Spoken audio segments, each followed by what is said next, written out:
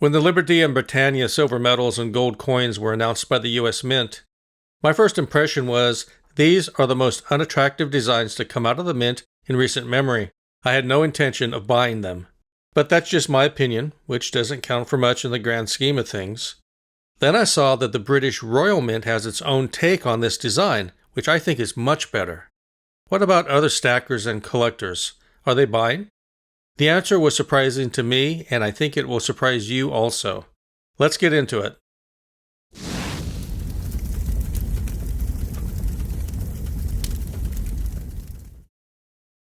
To get started, let's go over this design and what I don't like about it.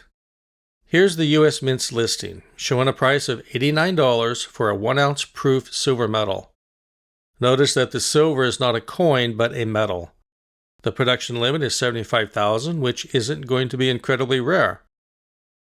My first impressions of the design are I don't like Lady Liberty and Britannia set in this sort of a yin-yang, upside-down position in the obverse. Lady Liberty has gotten so far from her classical design that she's unrecognizable. The classical Liberty cap has been replaced with some sort of starburst of different sized stars. The typography is basic and bland. That's why I pass over this design. But then I came across the British version available for pre-order. This yin-yang design is now the reverse, while the obverse features King Charles. That's backwards from the US Mint's design where yin-yang is the obverse, but that's beside the point. What I see is a design that better respects classic Britannia with her Corinthian helmet. I see rich, attractive typography spelling out Britannia and Liberty, along with hallmarks showing the weight and purity of the silver. Also, what's outstanding is the British version is a coin with a value of £2, whereas the US version is a less desirable medal.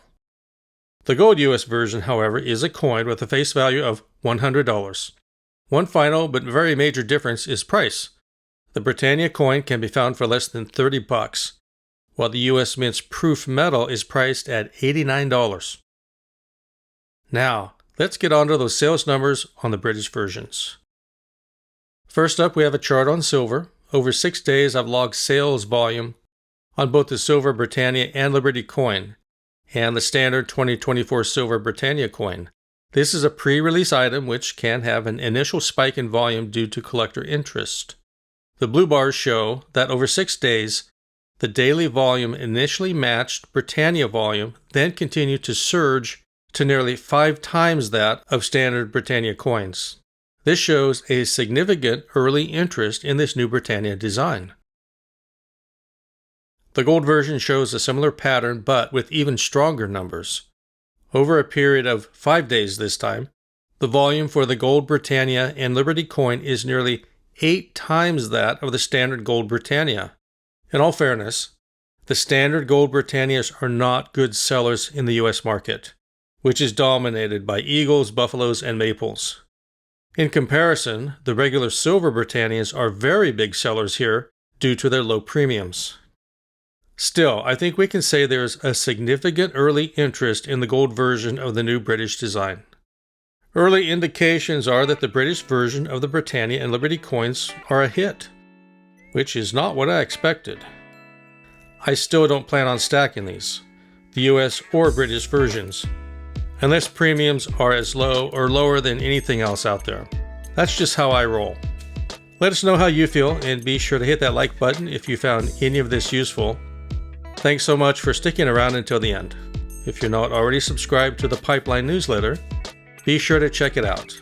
Link in the description.